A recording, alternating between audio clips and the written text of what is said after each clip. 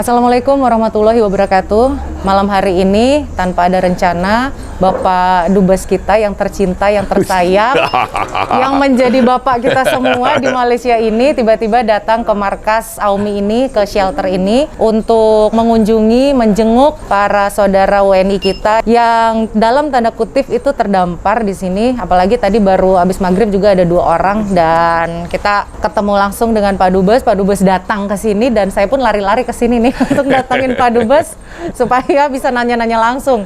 Pak, sehat ya Pak ya? Ya, alhamdulillah sehat. Habis potong rambut agaknya Pak Dubes. Haul. Dan ini di markas AUMI Pak, udah ada sekitar 12 orang gitu ya Pak? Berapa orang sih? 7 orang ya? 9 orang Pak yang di sini dengan berbagai macam kasus. Ini kira-kira Pak Dubes sebagai bapak kita semua melihat ini bagaimana sih Pak? Mereka dengan kasus macam-macam yang terdampar di KLAE, yang hampir digerebek polisi, ditipu tekong, dan lain-lain. Ya tentu kita prihatin lah ya, karena di tengah-tengah situasi pandemi ini banyak orang susah, tapi juga banyak orang yang dirugikan dengan berbagai macam sebab. Ada yang karena ditipu, ada yang karena lepas pesawat, karena memang dalam beberapa hari terakhir ini kan KLAE itu betul-betul padat lah ya. Tetapi kita lihat tadi saya lihat sudah mulai agak inilah ya. Ada konter yang baru di tempat parkir itu ya Pak ya? Tadi baru diuji coba. Baru diuji coba, kalau nanti besok uji coba lagi lancar, mungkin Sabtu atau Minggu sudah mulai dialihkan ke sana. Jadi per awal Agustus kira-kira. Per awal Agustus, dan nanti hari Senin KP Gym itu akan mengadakan kayak konferensi pers di situ, mengumumkan dibukanya tambahan konter baru. Di KLAE itu ada 20, di KLAE 2 itu ada 8 ya. Dan rencananya di Johor pun akan dibuka. Jadi mudah-mudahan kalau konter ini sudah beroperasi penuh gitu ya, tidak ada lagi kasus-kasus seperti yang kita lihat di depan kita nih ya. Ada yang macam-macam sebab lah ya, macam-macam sebab. Dan tentu ini kan hanya sebagian kecil ya.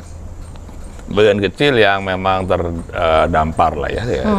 Yang menjadi permasalahan kan banyak juga yang memang sudah tidak ada biaya lagi. Betul, ya. sudah habis uangnya Pak. Ada yang udah beli 2 kali tiket, ada yang PCR-nya hangus, sudah tidak ada uang lagi. Belum lagi nanti sampai katakanlah Jakarta atau Surabaya dia harus pergi ke daerahnya gitu ya, masih ada biaya lagi. Ya, ini yang begini-beginilah yang tentu prihatin lah kita ya. Kita mencoba mencari solusi lah ya.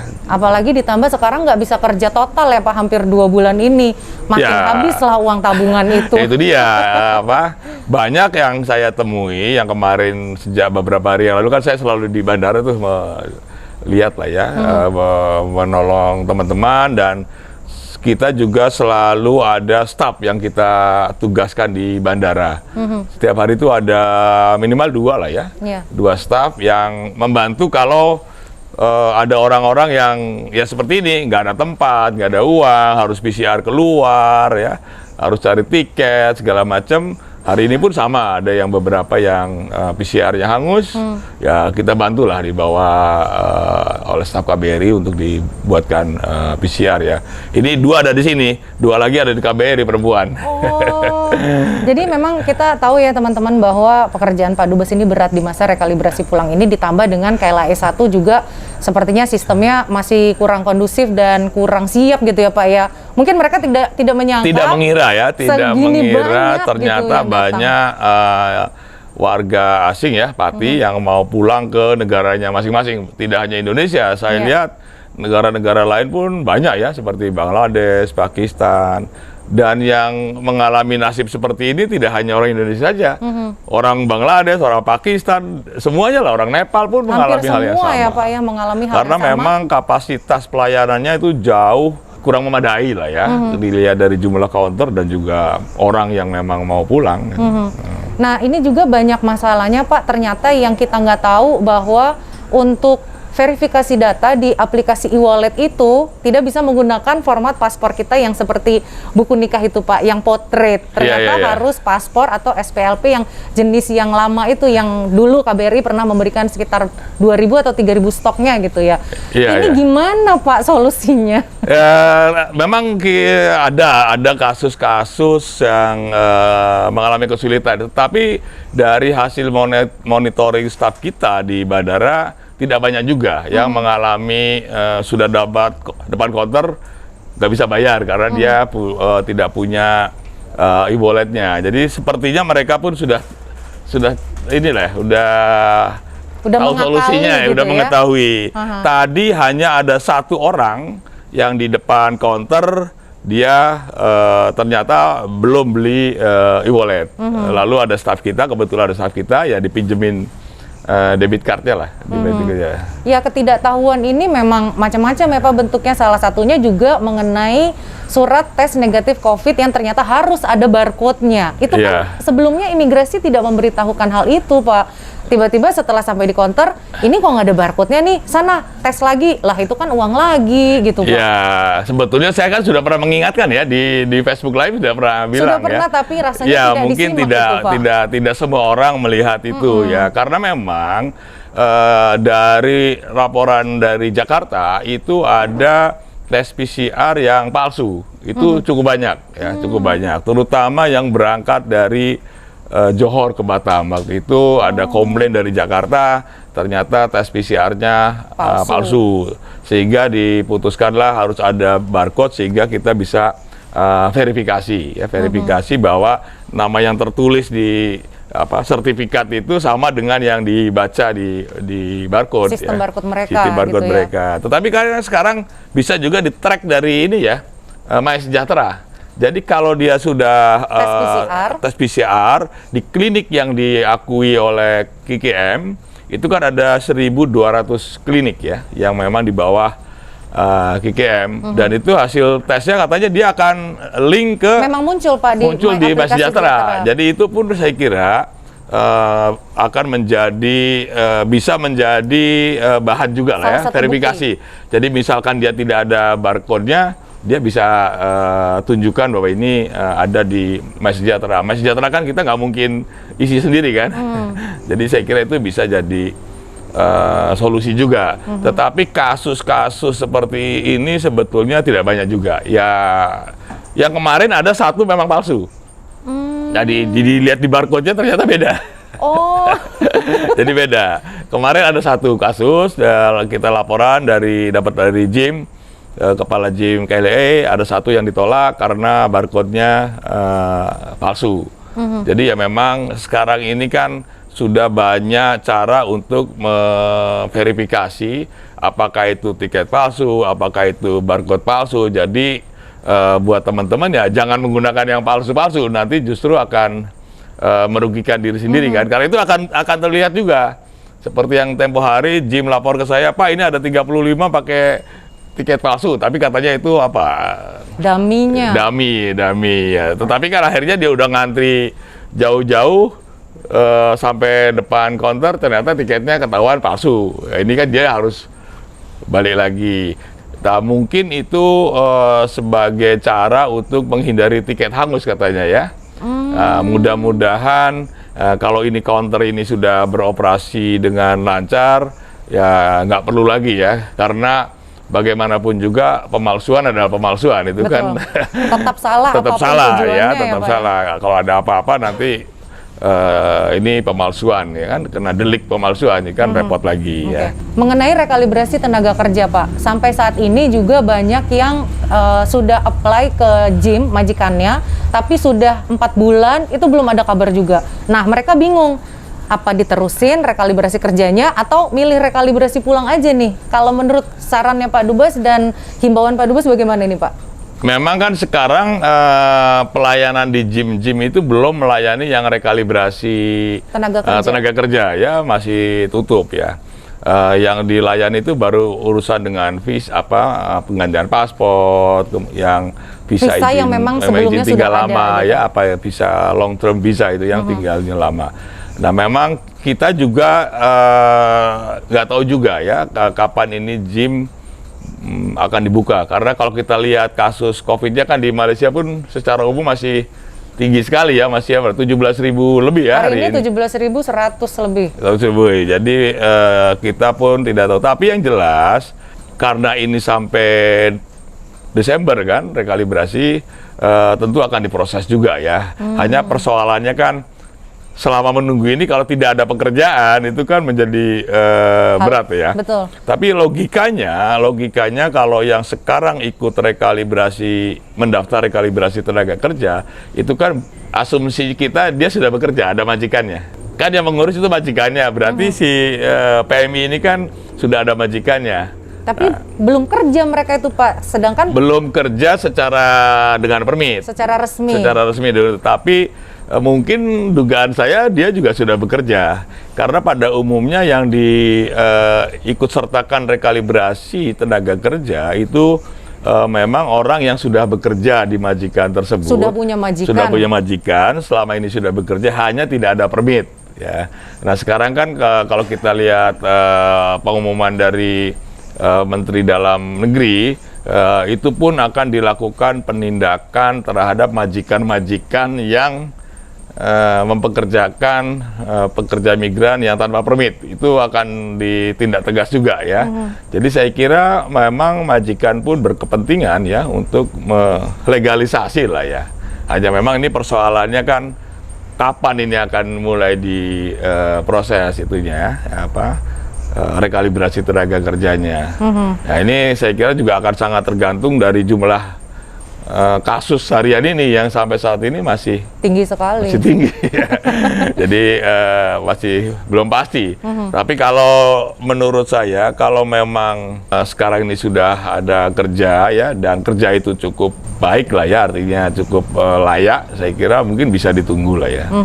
Ini melalui YouTube saya maupun melalui FB Rasa Radio itu Pak, banyak sekali yang bilang kenapa sih pemerintah Indonesia nggak minta lorong khusus hanya untuk Indonesia. Jadi satu lorong dikhususkan untuk Indonesia, kita nggak berebut dengan negara-negara yang lain. Itu sepertinya, wow, hebat sekali permintaannya. Ya begini ya, yang kita tahu seluruh gym kan tutup untuk melayani rekalibrasi. Iya.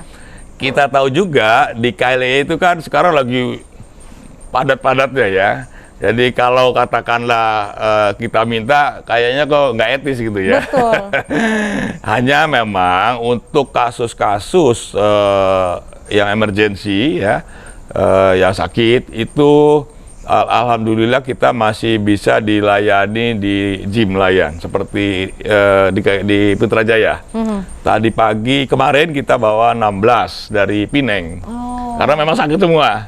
Jadi kita merayu ya, membuat rayuan kepada gym. Karena ini orang sakit, kalau dia harus menunggu berjam-jam di KLE sepertinya tidak mungkin, tidak sanggup. Nah, akhirnya diluluskan lah, dibuat di Putrajaya, tetapi ini memang orangnya sakit, ya orangnya sakit memang dan harus betul-betul sakit. Betul sakit gitu, dan memang harus segera pulang, ya macam-macam lah sakitnya. Yang kita tahu kalau dia harus menunggu lebih dari 10 jam di KLE 1 kayaknya pingsan. Ya beresiko lah ya. Beresiko. Dan sampai saat ini ada tidak sih Pak data yang sudah berhasil WNI yang melalui counter KLE itu kira-kira berapa Pak jumlahnya? Kalau kita melihat banyak yang gagal, artinya ada juga kita Pak yang berhasil gitu ya? Nggak ada datanya ya. Kita kira-kira itu berapa Pak? Kalau kita taksir satu hari itu bisa 800 sampai 1000 lah ya. 800 sampai 1000 orang? Per orang. Per hari? Per hari, ya. Kalau kita lihat jumlah penerbangan kan, kita bisa ukur dari jumlah penerbangan ya. Ada Garuda berapa, kemudian ada Malindo berapa, kemudian ada yang Scoot, ada yang Jetstar, ya. Belum ditambah dengan yang Mas, ya. Perkiraan saya itu antara 800 sampai 1000 orang per hari. Oke. Lalu nanti ketika akan dibuka juga counternya melalui Johor, apakah ini juga seiring sejalan dengan pelayanan yang ada di KJRI Johor Pak untuk membantu WNI yang mau ikut rekalibrasi pulang ini, entah pembuatan SPLP-nya atau surat jalannya begitu Pak? Ya saya pikir sama lah ya, pasti KJRI Johor juga akan memberikan fasilitasi lah ya. Hanya kan sekarang memang Johor belum membuka rekalibrasi pulang. Itu dia Pak, banyak yang mengeluh mengenai itu juga. Ya, tapi saya sudah komunikasi terus dengan konjen kita di Johor untuk selalu memonitor perkembangan ini dan juga untuk memfasilitasi ya teman-teman yang akan pulang. Seperti waktu kasus sebelum PKP ini kan juga sudah ada yang pulang dari Johor waktu itu, dan kasusnya waktu itu yang menjadi sorotan adalah banyaknya PCR palsu dari Johor kan. Nah, kita setiap hari KJRI Johor itu juga selalu ada staf yang membantu lah ya untuk memverifikasi dokumen PCR-nya itu. Oke. Kemudian yang masuk melalui Tekong, keluar melalui Tekong, masuk lagi Malaysia pakai Tekong. Jadi mereka berkali-kali menggunakan Tekong. Ketika ada masalah Pak, akhirnya lari ke KBRI. Himbauan apa sih Pak untuk orang-orang yang ada niat masih mau pulang melalui Tekong atau masuk lagi ke Malaysia melalui Tekong? Kalau masuk melalui Tekong itu saya minta jangan coba-coba lagi lah ya. Karena pasti Malaysia itu akan melakukan pengetatan masuknya orang-orang yang tidak melalui jalur yang benar. Karena pasti Malaysia juga takut kalau ada warga asing yang masuk ke Malaysia tidak divaksin atau tidak ada tes PCR dan lain-lain. Setiap hari kita dapat laporan juga ya bahwa banyak warga kita yang masih nekat juga dan pasti ketangkap. Karena memang penjagaannya ketat sekali ya, dengan operasi benteng itu ya, kecil sekali kemungkinan akan lolos ya. Lah yang di sini aja mau pada ke sana, mau pulang kalau dia mau ke sini gitu ya. Dan kondisinya juga kan tahu lah bahwa Malaysia saat ini dengan COVID-nya, dengan tingkat ekonomi juga yang masih belum membaik, ini nggak mudah lah ya cari pekerjaan. Yang terakhir Pak, mengenai vaksin. Banyak pertanyaan mengenai kita yang kosongan, tidak punya permit, tidak punya paspor, apakah bisa daftar vaksin Pak? Jadi kita KBRI pun sudah dihubungi ya oleh task force vaksin itu ya. Meminta agar KBRI itu membantu mensosialisasikan warga Indonesia yang tidak punya permit ya untuk ikut vaksinasi. Jadi sistemnya itu tidak lagi pakai daftar di MySejahtera, tapi dia walk-in aja, dia langsung. Bisa ya Pak berarti? Rencananya begitu. Oh rencananya? Rencananya begitu. Hanya kan pasti warga kita juga takut. Jangan-jangan habis divaksin kena tangkap katakannya. Nah ini yang belum kita bicarakan secara detail ya, jaminan bahwa mereka itu aman untuk datang ke tempat vaksinasi. Menurut yang sudah disampaikan ke KBRI memang aman lah ya, cuman ya ini ada masalah isu hukumnya kan sebetulnya. Betul, pelanggarannya ya ini yang kita masih tunggu. Tetapi dalam waktu dekat kita akan bicarakan lagi dengan pihak kerajaan Malaysia untuk memastikan bahwa mereka yang kosong ini boleh ikut vaksinasi. Tapi yang jelas nanti yang kosong-kosong ini tidak perlu daftar di MySejahtera. Jadi dia langsung datang, dia punya identitas, apakah itu SPLP atau paspor, dia boleh langsung datang. Itu ya. Yang terakhir lagi nih, saya baru ingat Mbak, yang ada di Depok nih Pak, banyak sekali keluarganya juga ikutan komen melalui medsos saya, di mana-mana, di Facebook, di Instagram, di YouTube. Bagaimana sih Pak caranya untuk mengetahui apakah suami saya selamat, apakah anak saya itu di dalam masih hidup? Itu bagaimana Pak? Bisa menghubungi KBRI asal tahu namanya siapa, kemudian yang nomor badan istilahnya. Oh, nomor tahanan. Nomor tahanan dan juga ada di depo mana. Itu bisa kita bantu memberitahu. Kemudian juga bagi yang keluarganya akan menjamin tiket, kan ada juga menjamin tiket. Ada yang sampai komen saya mau bayar berapa aja. Boleh, asal beritahukan ya siapa namanya, nomor badannya berapa, ada di depo mana, nanti kita hubungkan ke pihak deponya. Oh, itu masalahnya karena nomor badan itu Pak yang tidak tahu. Mungkin kalau depo tahu ya gitu, tapi nomor tahanan Nah, ini kadang-kadang persoalannya itu pihak depo selalu minta nomor badan karena banyak nama yang kembar. Oh. Nama Adnan katakanlah, kan banyak tuh. Adnan siapa gitu kan banyak ya, atau nama siapa lah, Bambang atau Agus. Indonesia kan banyak nama-nama yang kembar. Gitu. Nah, ini pihak depo itu selalu minta nomor badan karena untuk menghindari ada nama yang sama. Nah, kan banyak lah orang-orang yang namanya sama. Jadi itu dan selama ini sebetulnya juga banyak yang sudah diantar pulang, yang dijamin tiket. Itu boleh. Itu boleh, Pak? Boleh. Berarti tidak harus menjalani masa sidang, masa tahanan gitu, nggak perlu? Kalau dia sudah di depo, berarti dia sudah selesai menjalani masa hukuman. Beda nggak sih, Pak, depo imigrasi dengan depo yang setelah persidangan? Jadi kalau dia sudah dipindah ke depo imigrasi, artinya dia sudah selesai hukumnya. Dia sudah siap dihantar lah ya, siap dideportasi. Nah, ini yang memang ada kelambatan selama ini. Dalam beberapa kali KBRI itu memulangkan yang kelompok rentan, ya, yang dibayari oleh pemerintah Indonesia lah ya. Ada yang perempuan, terutama perempuan. Yang perempuan semua dibayari, yang ada anak-anak semua dibayari, didaftarkan. Kemudian yang sakit didaftarkan. Sekarang ini memang masih ada sekitar 4 ribuan lah yang di depo, 4 ribuan gitu ya. 4 yang ribu belum depo. pulang. Nah, ini kita sedang rundingkan dengan pihak kerajaan Malaysia bagaimana memulangkan mereka. Intinya pemerintah Indonesia itu siap memulangkan dengan pesawat untuk yang tujuan non Sumatera. Non Sumatera artinya Jawa, Jawa, Lombok, ya, yang tempat-tempat Kenapa non lain. Sumatera, Pak? Karena yang kita minta pihak Malaysia memulangkan yang ke Sumatera pakai kapal. Lebih murah, pakai kan? kapal. Jadi Indonesia bayar yang mahal-mahal, Malaysia kita minta yang pakai kapal dari Johor itu ke Batam atau ke Tanjung Balai, ya, atau ke Tanjung Pinang ya, yang ada itu kita minta Malaysia yang memulangkan.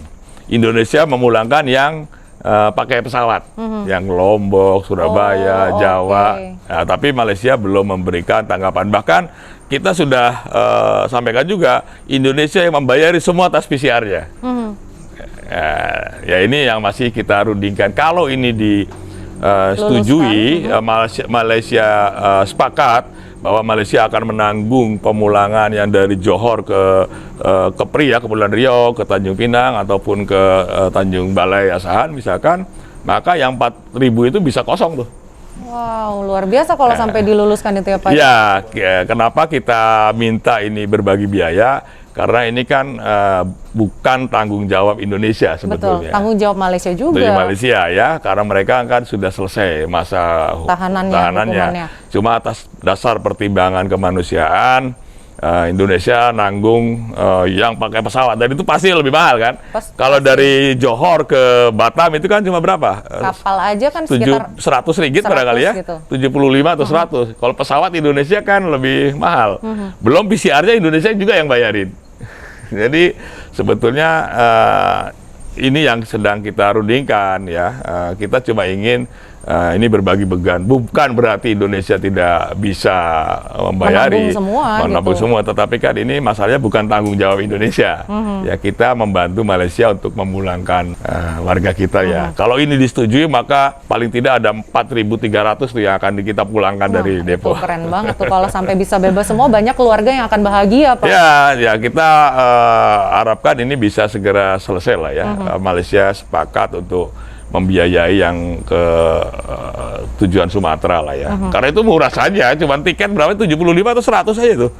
Naik ferry itu. Kita kan ke Lombok, ke Surabaya, ada yang ke Kalimantan, ke Jakarta nanti. Belum lagi dari Jakarta ke daerah-daerah itu kan tanggung jawab kita juga kan. Wah, luar biasa sekali. Itu berapa biayanya negara harus mengeluarkan. Kemudian Pak, yang mau rekalibrasi pulang, waktu yang tepat kira-kira kapan Pak? Supaya lancar kira-kira Pak. Seminggu lagi, 2 minggu lagi gitu. Senin saya kira bisa dilihat hasilnya.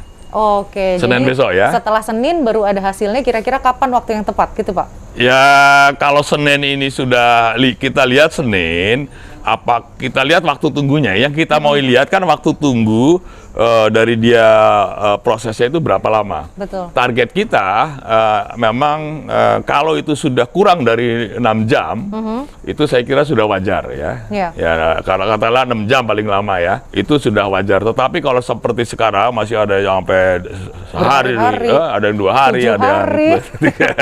itu kan saya kira jangan dulu loh ya. Jangan Kan, berarti saat ini Pak Dubes menghimbau untuk jangan dulu. jangan dulu, tunggu hari Senin, nanti kita laporkan bagaimana pelayanan di hari Senin. Kalau itu masa tunggunya sudah Normal. katakanlah 6 jam paling lama, saya kira itu bolehlah kita pulangkan ya. Baik, terima kasih banyak Pak Dubes.